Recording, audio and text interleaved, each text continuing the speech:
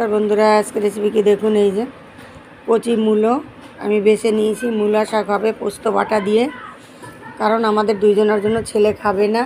আর এই যে কুমড়া ফুলের বড়া হবে বেসন দিয়ে আজকে। এই যে দেখুন কতগুলো ফুল আমাদের গাছের, এই কুমড়া ফুলগুলো উঠিয়েছি।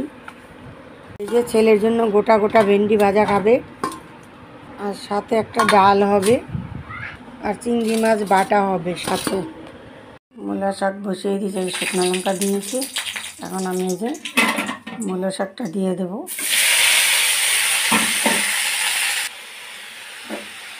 আর এদিকে ভাত হয়ে গেছে আমার। এই যে মূলা শাক, এই যে পরিমাণ মতো হলুদ, স্বাদ মতো লবণ দিয়েছি।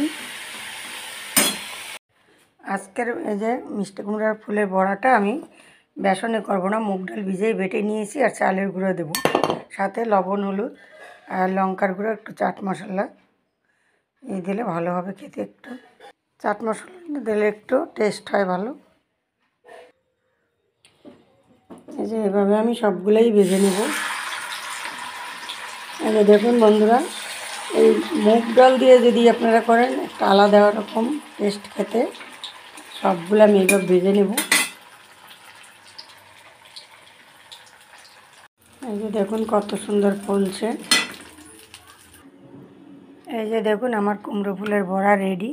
কত সুন্দর হয়েছে, একদম মুসমুসে। এই যে দেখুন একদম গুঁড়ো হয়ে যায় মুগ ডাল দিয়ে করলে, আর বেসনে করলে একটু কীরকম শক্ত শক্ত থাকে। আর এই যে আমি 2 চামচ পোস্ত বাটা দিয়ে এই যে করেছি মূলো শাক, দেখুন কত সুন্দর। এখন নতুন মূলো শাক খেতে বেশি ভালো লাগবে।